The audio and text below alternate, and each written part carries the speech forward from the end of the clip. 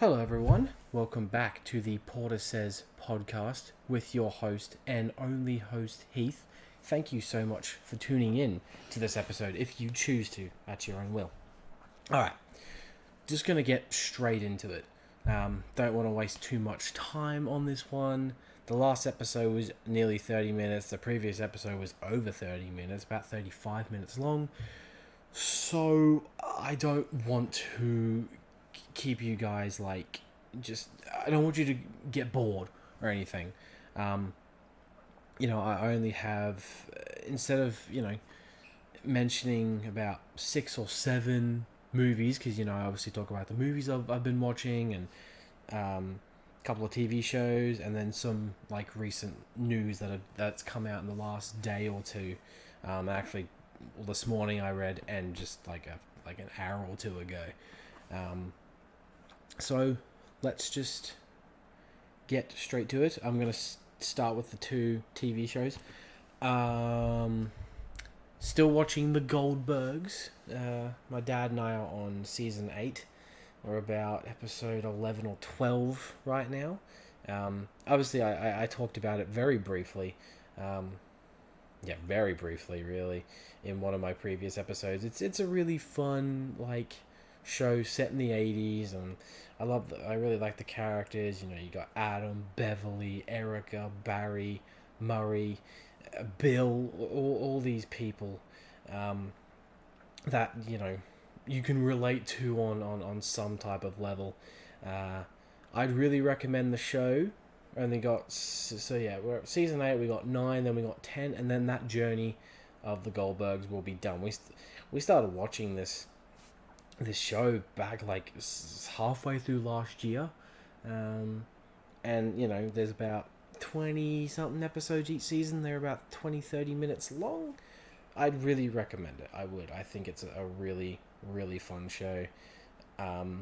Probably doesn't need to be 10 seasons. I think it could have ended about 5 or 6, but yeah, I'd say if you want to watch a sitcom that feels like it was made in the 80s. It's got that, since it's set in the 80s, it has a very 80s feel to it. There's a lot of cool, it kind of gives a throwback, obviously, to the 80s. If, a lot of people were probably definitely were born in that era. And about end of last week, I started watching Reacher on Amazon Prime, which stars Alan Richardson, I think his name is, as our main protagonist. Now that's one brutal show. That's a very it's a solid show, I'd say. Season 3 just released, currently 4 episodes out, and I'd seen bits and pieces of the first 2 seasons, but I watched the first 2 all the way through within maybe even about close to a week. I've actually just started season 3 since first 3 were released last week, and 4 just came out tonight. So I'm pretty much just about caught up. It's got really solid action. This story isn't anything to write home about, but I'd say I'd recommend it too. Reacher himself is a badass. He really is. I don't think I'd want to encounter him at all. He's a big dude. It's where he got buff in between seasons, and it's really funny. And you got Alan Richardson playing Reacher, who actually played Aquaman in the TV show Smallville. The Superman show, young Superman show, and he played Aquaman in that. About 2 or 3 actors from Smallville, 2 others besides him, show up. You got Kristen Kruk, who played Lana Lang in Smallville, who shows up, and there's another one who showed up, I think. Maybe I'm wrong. Maybe I've just seen. There is a character called Nixon, who was also in one of the later seasons of Smallville. So it's quite funny to have 3 actors who are all in Smallville together. I found that pretty entertaining. But yeah, I'd say overall Reach is a really, really not, it's not the best thing ever. Like again, I don't think season 2 is as good as season 1, just because it changes like the group of characters that he's with, just about, and I kind of grew attached to the characters in the first one. So I don't know. I'd say so far season 1 is by far the best out of the 3. Season 2 for me, it wasn't really until the last like 2 or 3 episodes where it really started to grip me. There was a lot of like fun action in that one, and I have to say, like, the villains aren't anything to write home about. They're, in my opinion, they're a little bit lackluster. But, you know, they serve the purpose to the story, and really, you're kind of just there to see Reacher kind of kill people and get out of these situations with his wit and charm. So, yeah. Those are the shows that I figured I'd let you know. Now, as I said, I'm only talking about 3 films as opposed to talking about however many I usually write down to mention. I figured I'd split them up in between. So, I did watch Fruitvale Station with Michael B. Jordan. I won't go into, like, the plots or anything. I would implore you to, like, look it up and watch the movie for yourself. It's based on a true story, so you kind of know going into it how it's going to end. But it was a really good movie. I enjoyed it. Even though it's not a movie that is all that enjoyable, because it's kind of it's a little bit depressing here and there, especially towards the end of it, in those last 20 minutes or so. But directed by Ryan Coogler, and it's by far the best movie of his that I've seen. I enjoyed the Black Panther movies for the most part, but I think this one was much better. Had a stronger message, and I think the characters, especially our main one played by Michael B. Jordan, was really, he was very, what's the word I'm looking for? Not intriguing. Like, you felt for him, and you wanted to see his life go well. So I'd say that was a very solid watch. I don't think I could watch it again. Maybe another 3, 4, 5 years, possibly. And then classic film from my childhood, classic 90s movie, that I saw very obviously later in life. Richie Rich with Macaulay Culkin. This was kind of like, Macaulay Culkin was starting to get very popular after, like, Home Alone, like, in terms of how many movies he did in the early 90s.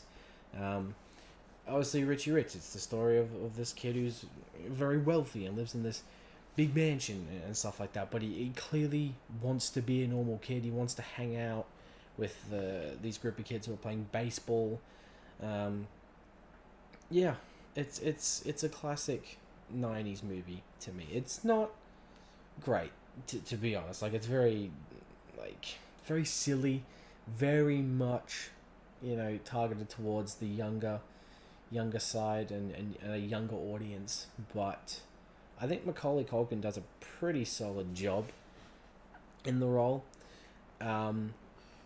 Yeah, it's a movie I've watched many times. I remember renting it from my local video store a lot. God, I miss going to that video store. Total side note, those were like some of the best times ever to be alive, going to these rental stores and looking at covers and going like, I want to watch this, and reading the back, and it was so fun. What an experience that was. Such a shame that they closed down. I mean, streaming's great, but anyway. So yeah, back to Richie Rich. Obviously, a lot of people do not like this movie, but I saw it when I don't even know how old I was. I was a young kid. I was definitely in early school years. Really, had to be. It wasn't high school. It definitely wasn't that. I probably watched it during high school, but that was probably like rewatching it multiple times anyway. I don't know if I would recommend it per se.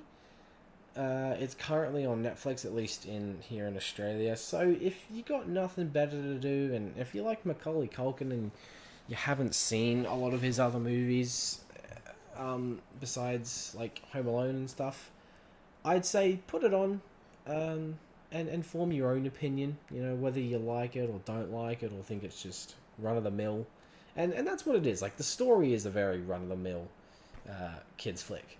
So yeah, that's that one. And then, of course, finishing up the Spider-Man, live-action Spider-Man cinema rewatch, I saw Spider-Man No Way Home.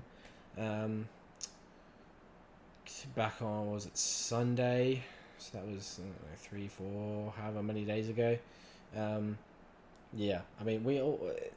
No Way Home. I really do love that movie.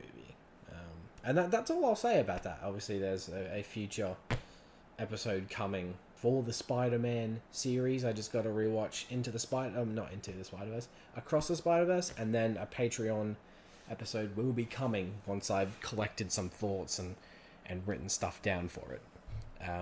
But I mean, No Way Home, it's just to kind of give a little thing, like my somewhat thoughts, obviously. The movie does have issues, not a whole lot, just a few that don't bother me per se, but maybe when you're like watching the movie that might bother you. But then, all like how fun the action is and great to see Toby and Andrew come back and all these villains from the previous films. It does rely on nostalgia and fan service, but it's one of those movies that does it well. It's very much like Avengers Endgame. That had a lot of fan service stuff, but it's like, you know what? Like, I'm a fan, so service me is what is being said these days. No Way Home. Obviously, it's a great film. Obviously, much better than Far From Home, which I suppose, well, even though I really like Far From Home, No Way Home is a much better movie. So yeah, so those are the three that I'm going to mention. In terms of what else can I say? Oh, one more I will mention. Let's make it 4. I did watch Despicable Me 2 just tonight, actually, because Dad and I are watching. We watched the first one, obviously I did mention that we'd watched the first one. Watched the second one tonight. I personally think after this rewatch, I do prefer it over the first one ever so slightly.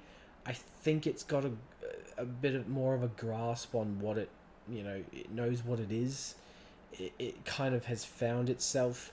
I find the minions to be a bit funnier in this one. I find the villain a little bit more engaging, although the villains in these movies, mind you, I haven't seen 4 yet, they're not anything to write home about, honestly, but they, as I kind of, like I said for Reacher, they serve their purpose for the plot. It really is just about seeing Gru and the minions kind of getting into these shenanigans, if you will. Can't believe I just used the word shenanigans. Good lord. I think I've used it before, but... Ugh. But yeah, I really do like Despicable Me 2. Probably gonna rewatch 3 and then watch 4, and then I'll talk about that in a future episode of this podcast. Alright, so last couple of things that I would like to mention is that we got some casting news. I think this actually has been officially confirmed, by the actor himself, John Lithgow, who I believe I think we all know him from Shrek, who voiced Lord Farquaad. I honestly don't know how to pronounce that last name, for God's sakes, but that's the character's name. He has been officially cast as Albus Dumbledore in the upcoming Harry Potter reboot, like TV show reboot, that is supposed to be coming sometime late next year, so 2026. Very interesting casting choice, but look, he's a good actor, so it makes sense. And if you want to know my thoughts on the TV show reboot, I'm optimistic. I'm going to be optimistic about it, but I'm also very skeptical because I just feel like it's way too soon to reboot it. I mean, it's only been a little over 10 years, maybe more than that, since the last movie came out. And obviously, we had Fantastic Beasts, like we had the third movie come out in 2022. And so it just feels like there's so much more you can do in the Harry Potter world. Like, obviously, they did those movies to try and expand the world a bit more. But I feel like there's so much more you can do. Like, what about a movie about the Marauders? Or give us a solo Dobby movie. Like, anything but a reboot. But I feel like it might be better for those fans of the books who felt like the movies missed out a lot, which the movies did miss out quite a lot, but they still captured the essence of the books, and they were received quite well. Some probably better than others, obviously, because I think a lot of movies, particularly like 4, 5, 6, do cut out and omit a lot of stuff. So, but you know what? Very optimistic, and yeah. So John Lithgow, really good actor. I've seen him in a decent amount of things, and I think he's got the talent for it. So I'm interested to see how he goes. Like he's quite old at the moment, so you never do know. And that's really the only like casting announcement we've got for this Potter reboot. I guess we'll see how that goes. Well, we shall see. And then on a very two more things actually. Just read before that Gene Hackman, who played Lex Luthor in the Superman movies with the Christopher Reeve films, passed away at the age of 95. Was found in his home not only with his wife and his dog. Very, very tragic to hear that. He was obviously like a really good actor, but at 95, you figured it was, it was kind of, I suppose when actors get to that age, you go, okay, it's bound to happen soon. Still, obviously tragic nonetheless. I'm not saying like, oh, he's 95, yeah, of course he's gonna die. Very, very tragic. And a little bit more tragic to me, at least, just because of how young she was. The actress, Michelle, I can't pronounce his last name, Trachtenberg, I think. I really hope I don't mispronounce that, because, she unfortunately also passed away at the age of 39. Cause of death obviously hasn't been officially confirmed. That was not something I wanted to wake up to this morning. That was like one of the first things I saw when I checked my social media. I was like, come on, really? Very, very sad. She was known for movies like Harriet the Spy, The Ice Princess, 17 again. She was in the TV show Gossip Girl. She was apparently, I think she was in Inspector Gadget. She was in quite a few things. Now, I'll admit, I haven't seen all of those things. I've seen 17 again. And I saw The Ice Princess years ago. And maybe I saw Inspector Gadget, but I don't remember. Yeah. But but yeah, no, very very tragic to hear. Like, my thoughts and prayers go out to her family, it just like it's no, I shouldn't be laughing. You know, at 39, I mean that's still quite young, really. I mean, just I don't know, man. I remember watching her in Buffy as well. She was in Buffy the Vampire Slayer as Dawn, and then she was in a movie which again I haven't seen called Eurotrip, which I've been meaning to watch for years, and now obviously like I you know seeing that she was a very talented actress from what I did see, and I need to go and watch even more of her projects, and it's quite a bit of a shame because I'm going to be watching these going she passed and I don't get to won't get to see her in any more new movies, because I think I saw an interview like earlier tonight that she was very much loving her job, and she said she wouldn't change anything from when she was 17. Like she was very very well spoken, especially at such a young age when she started. So very very sad. May she rest in peace. And usually like celebrity deaths don't affect me that much, but there's been a fair amount that haven't, and this one kind of has. Because again, she's like, I mean, 39. That's not like young, but that's still, you kind of like, that's still, uh, yeah. Just I don't know. Yeah, may she rest in peace. Yeah. But to end this episode on a bit of a lighter note, I'm actually gonna to end it. So sorry if it was a bit rushed, and a bit all over the place. But you know what? I've said it a billion times and I'll say it again. That is the charm of this podcast, and that's what I said in the very first one. I said in just about every episode that I was going to be all over the place with this one. But really hope you enjoyed watching this one. I really hope you keep tuning into these episodes because I really enjoy making them. The editing, not so much. Like it's nice to see the video come together, but it's just like I think it's very tedious. And yeah, I'll catch you guys next time for the next episode of the Porter Says podcast with your host and only host, Heath. So have a good rest of the week, which is the week is ending tomorrow. And a good weekend. And yeah, catch you guys next time. Bye.